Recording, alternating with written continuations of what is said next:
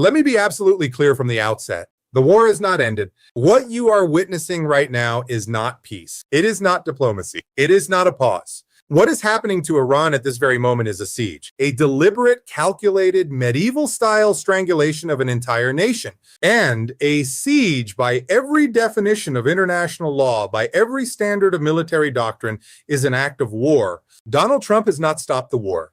He has simply changed its weapon. Instead of bombs, he is now using hunger.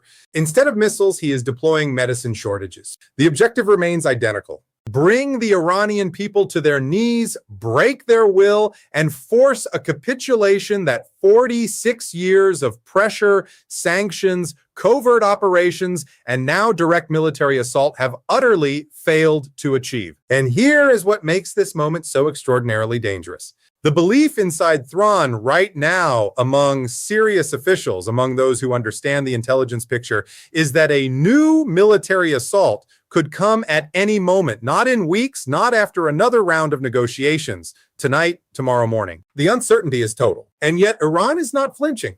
Stay with me because what I'm about to walk you through completely dismantles the narrative that Western media has been constructing around this conflict, and the reality is far more consequential than anything you've been told.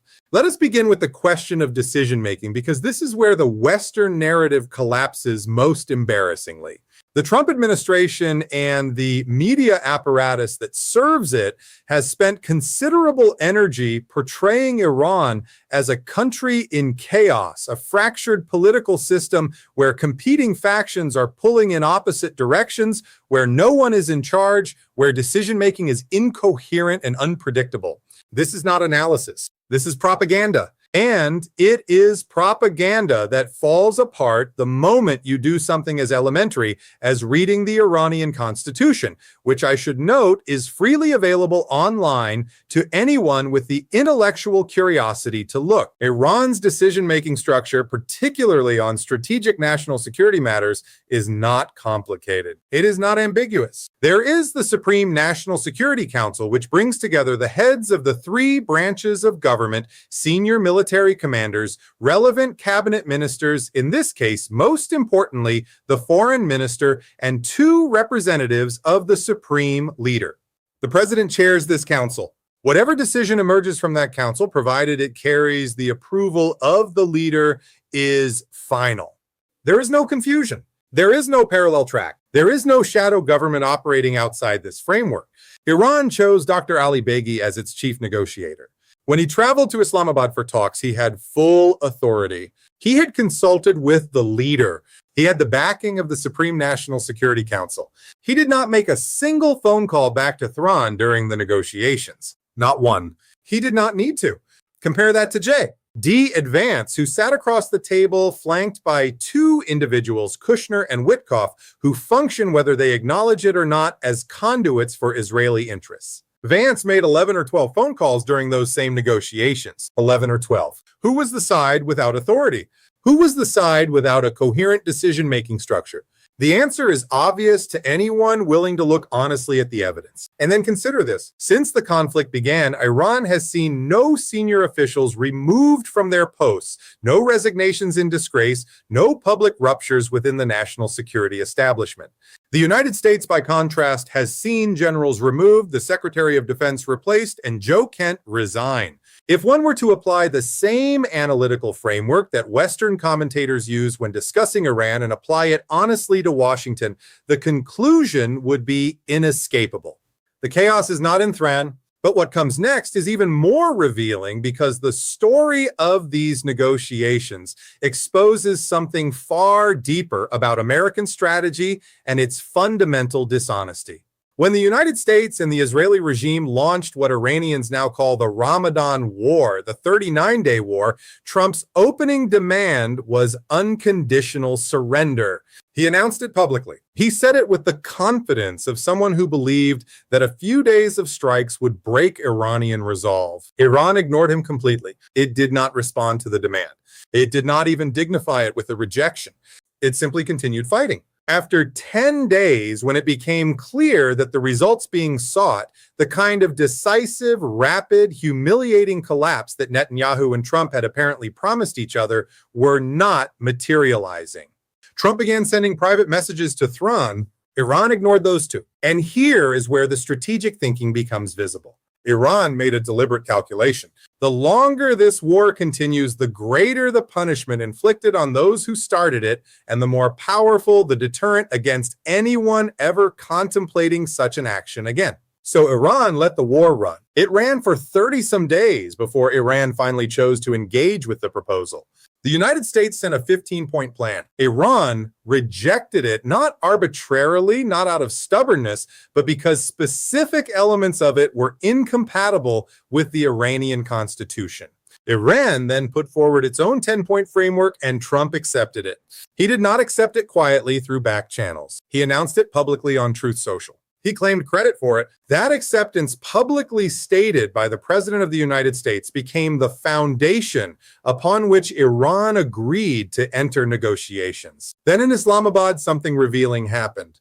The American delegation, Vance and his two Israeli-aligned advisors, spent the negotiations trying to redirect the entire conversation toward Iran's nuclear program. The Iranians refused. They said with complete clarity, "We are here to discuss the war you launched against us. We are here to discuss the ceasefire you agreed to. We are not here to discuss our nuclear program." So, and Satser and Chu, that was never part of this framework, and you know it. And if you think that's surprising, the next part is even more significant because it reveals the degree to which Israeli interests were actively sabotaging American diplomacy in real time. Before the Islamabad talks concluded, a ceasefire agreement had been reached. Part of that agreement involved Iran allowing additional shipping through the Strait of Hormuz. Ships beyond those of countries that had actively supported the American military campaign against Iran. Throughout the war, Iran had maintained a targeted closure. Vessels belonging to Saudi Arabia, Qatar, the UAE, Bahrain, and Kuwait, all of whom had facilitated American operations, were restricted. Ships from Russia, China, Iraq, and other non-belligerent nations moved freely. Under the ceasefire terms, Iran agreed to expand that access. Then Netanyahu chose to bomb Lebanon. Not quietly, not surgically. He carpet-bombed Lebanese cities, towns, and villages, massacring civilians by the dozens in a deliberate effort to destroy the ceasefire before it could take hold. The calculation was straightforward. A functioning ceasefire meant pressure on Israel to stop. A failed ceasefire meant the war could continue on terms more favorable to Tel Aviv. Iran's response was equally straightforward. If you will not honor your commitments, neither will we. If the ceasefire is being violated in Lebanon while we are being asked to fulfill our side of the agreement, we will wait. We will not open the strait to additional traffic until the ceasefire is implemented in full, including in Lebanon. Iran held that position for 10 days, during which time Netanyahu's campaign continued and the economic pressure on Gulf shipping intensified. Trump, rather than forcing Netanyahu to comply with the agreement he himself had announced, chose a different path. He imposed a blockade on Iranian ports. He hoped that this would force Thrawn to relent, to open the strait and accept an agreement that was being violated by the other side. It did not work. Iran did not move. Eventually, the pressure dynamic shifted, with fewer ships moving through the strait than even during the hot phase of the war. The economic consequences for global energy markets were becoming impossible to ignore. Netanyahu accepted the ceasefire. Iran announced it would honor its commitment to expand shipping access through the strait. And then Trump announced that he would maintain the blockade on Iranian ports regardless. Iran's answer was immediate. If you maintain the blockade, we maintain our position on the strait. The deal was the deal. You cannot selectively enforce only the parts that benefit you. Stay with me, because this is where the narrative completely changes and where we have to talk honestly about what this blockade actually is and what it is actually doing to real people. Trump sent a letter to Congress on the 1st of May declaring that hostilities with Iran had been terminated. Read that carefully. He is not saying the conflict is over. He is saying that this particular legal and congressional framework for the conflict, the one that gave him certain authorities, is being closed. Why? so that if he launches another military assault, it will be classified as a new conflict outside the scope of the previous authorization, beyond congressional oversight or limitation.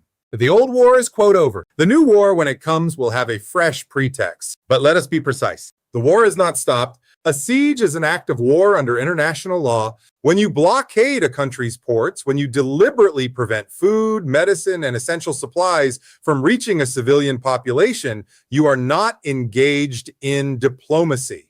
You are not applying legitimate economic pressure.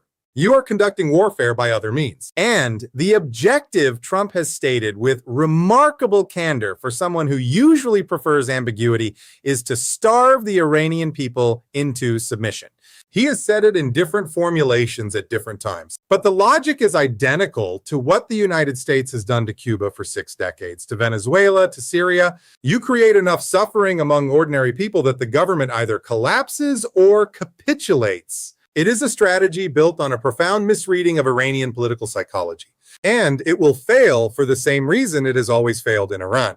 Because the Iranian people, whatever their frustrations with their government on any number of domestic questions, understand with complete clarity that what is being done to them is not about nuclear weapons. It was never about nuclear weapons. Tulsi Gabbard said so under oath before the United States Senate. American intelligence officials have said so repeatedly. Joe Kent, Trump's own appointee as head of counterterrorism, said so. Iran is not building a nuclear weapon.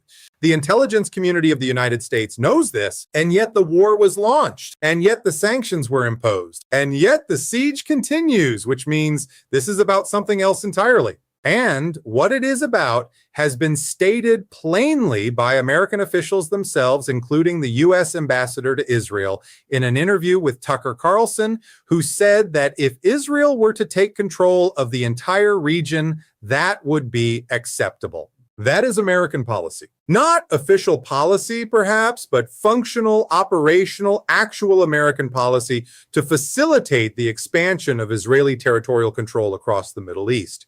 To destroy any state, any movement, any government that stands in the way of that project. Iran stands in the way of that project. That is Iran's crime. That is the 47-year sin that Trump references. Not terrorism, not nuclear weapons, not regional destabilization. Iran's sin is that it refuses to accept the ethnic cleansing of the Palestinian people. It refuses to normalize Israeli colonization.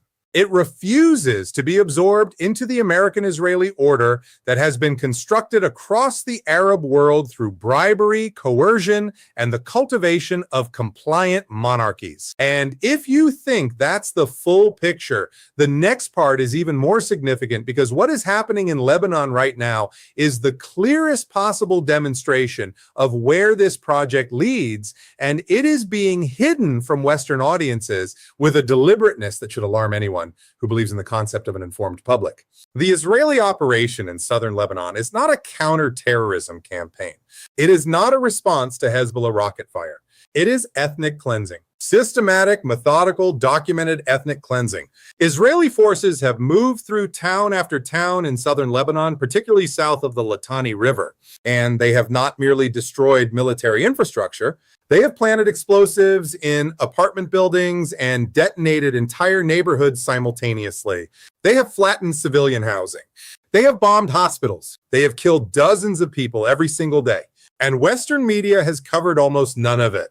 Why? Because the images from Lebanon, if they were shown to Western audiences with the same consistency that images from other conflicts are shown, would reignite exactly the kind of mass public opposition that erupted during the Gaza genocide protests of the previous year. Those protests shook governments. They changed the political calculations of leaders across Europe. They forced the question of complicity into mainstream political discourse in ways that had not been seen in decades. And then Trump's Gaza ceasefire announcement, whatever its actual merits or lack thereof, deflated that momentum. The streets emptied, the pressure dissipated. What is happening in Lebanon is a repeat of Gaza. The same logic, the same methodology, the same objective. Make the land uninhabitable, force the population to leave, and then consolidate Israeli control over territory that has been coveted for decades. Even the New York Times, not a publication known for its sympathy toward the Palestinian cause or its willingness to challenge Israeli military narratives, has now acknowledged the scale of what is happening. The destruction is not incidental. It is architectural. It is designed to ensure that people do not come back. And this is precisely why Iran has maintained its position on the ceasefire. Not because Iranian officials are looking for excuses to delay. Not because there is some internal political faction that benefits from continued conflict, but because accepting a ceasefire that is violated in Lebanon every single day, that costs dozens of Lebanese lives every week, while Iran is expected to quietly fulfill its obligations and open its ports to trade, would be a moral and strategic capitulation that no government with any self-respect could accept. But it only gets worse from here, because while all of this is unfolding, the global economic consequences of this conflict are accumulating in ways that most people have not yet fully registered. And by the time they do, it may already be too late to prevent a crisis of historic proportions. The economic dimension of what is happening in the Persian Gulf right now is not receiving the attention it deserves. Fewer ships are moving through the Strait of Hormuz today than at any point during the hot phase of the war. The blockade on Iranian ports has compounded the disruption. Supply chains that depend on Persian Gulf energy flows, which is to say supply chains that affect virtually every industrial economy on Earth, are under sustained serious stress. What economists who study this region are saying, and I want to be clear that I am not an economist, I am relaying what serious analysts have communicated, is that if this situation continues for another month, the global recession that is already forming will deepen significantly. If it continues for 2 months beyond that into the summer, some economists are using the word depression, not recession, depression, the kind of economic contraction that restructures societies, destroys savings, eliminates industries, and takes a decade or more to recover from. And that calculus does not yet include the scenario of another military assault. If Trump launches a second round of strikes, if the military campaign resumes and Iran is forced to respond, as it will be forced to respond, then the targets on the Iranian side will include the oil and gas infrastructure of the Gulf states that have hosted and facilitated American military operations. Saudi Arabia, Qatar, the UAE, Bahrain, Kuwait, these countries have already had their energy infrastructure damaged during the first round of conflict. A second round conducted with the objective of destroying Iranian critical infrastructure, including power plants, will produce a proportional Iranian response, targeting the critical infrastructure of those who made the attack possible. In the summer heat of the Arabian Peninsula, and we are now weeks away from temperatures that make the Gulf one of the most physically hostile environments on Earth, the loss of electricity is not an inconvenience. It is a survival crisis. American military personnel stationed in those countries will face conditions of extraordinary difficulty. The populations of those countries will face conditions under which continued habitation becomes impossible. The phrase strategic liability does not capture what those regimes will have made themselves by facilitating a second American assault on Iran. And there is one more dimension to this that almost no one in Western media is discussing: fertilizer. The disruption to Persian Gulf shipping does not only affect oil and gas, it affects fertilizer flows. And fertilizer flows affect food production. And food production, when disrupted at this scale on this timeline, produces famine. Not in Iran, globally. In countries that are already food insecure, in communities that have no buffer, no strategic reserves, no alternative supply chains. This is the true horizon of what is being set in motion here. And it has been set in motion for the sake of a project, the Greater Israel Project, that even many Israelis recognize as delusional and catastrophic. Iran understands all all of this. Iran has been living under versions of this pressure for 47 years. The country knows how to manage its oil wells under sanctions. It knows how to redirect trade through land borders, through Pakistan, Afghanistan, Turkmenistan, into Central Asia and China, through the Caspian to Russia and Kazakhstan, through Azerbaijan, Armenia, Iraq, and Turkey. These routes cannot fully compensate for Persian Gulf access, and no serious person would claim otherwise. But they are real functional alternatives that have been developed precisely because Iran has spent nearly 5 decades learning to survive in conditions of economic warfare. The siege will make life harder for ordinary Iranians. It already is. Pharmaceutical factories have been bombed. Hospitals face supply shortages. Inflation is rising. Families who spent their lives working to own a home have seen those homes destroyed in airstrikes targeting apartment buildings in residential neighborhoods. The human cost is real and it is enormous, but the political consequence, the expectation in Washington that this suffering will produce submission, reflects a fundamental misunderstanding of Iranian political culture that the United States has been making with remarkable consistency for nearly half a century. The question being asked in Washington right now, what does the second round of war actually achieve that the first one failed to accomplish, is a question that answers itself if you are willing to think it through honestly.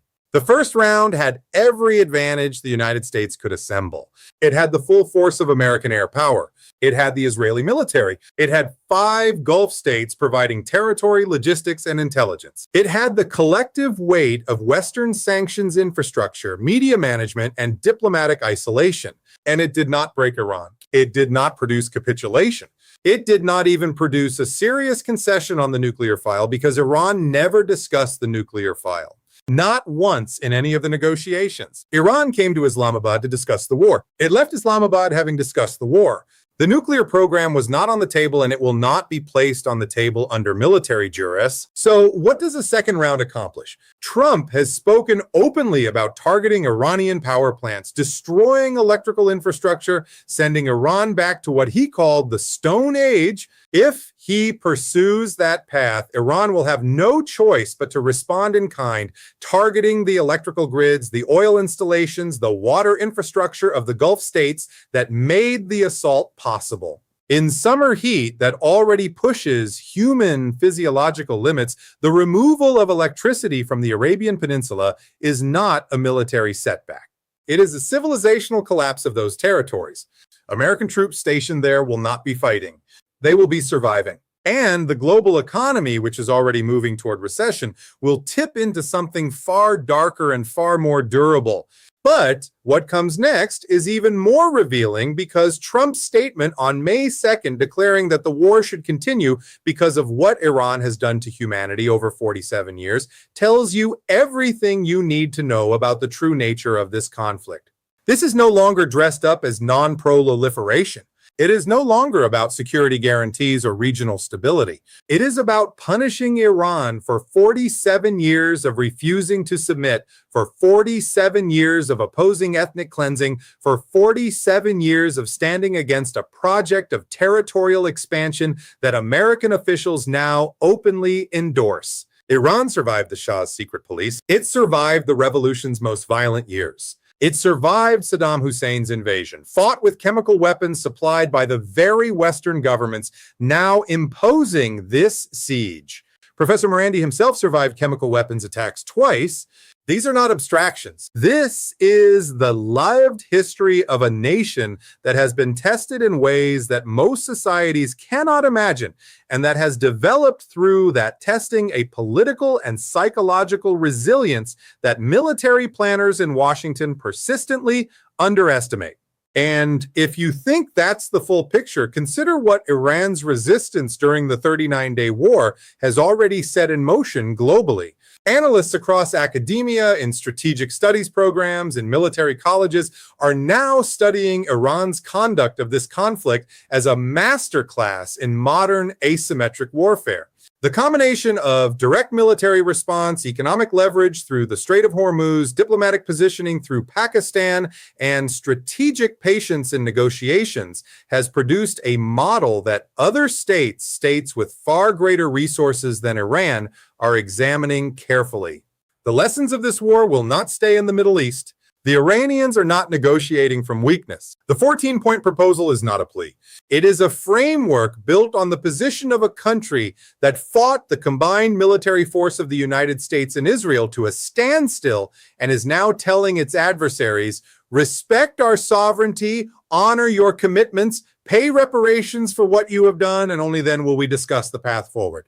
That is not the language of a government on the verge of collapse. That is the language of a government that believes with considerable justification that time and economic reality are working in its favor. Every day that passes without resolution pushes the global economy further toward a crisis that will ultimately cost the United States more than it costs Iran. Every day that passes without implementation of the ceasefire in Lebanon confirms for audiences across the global South exactly which side of this conflict is acting in bad faith.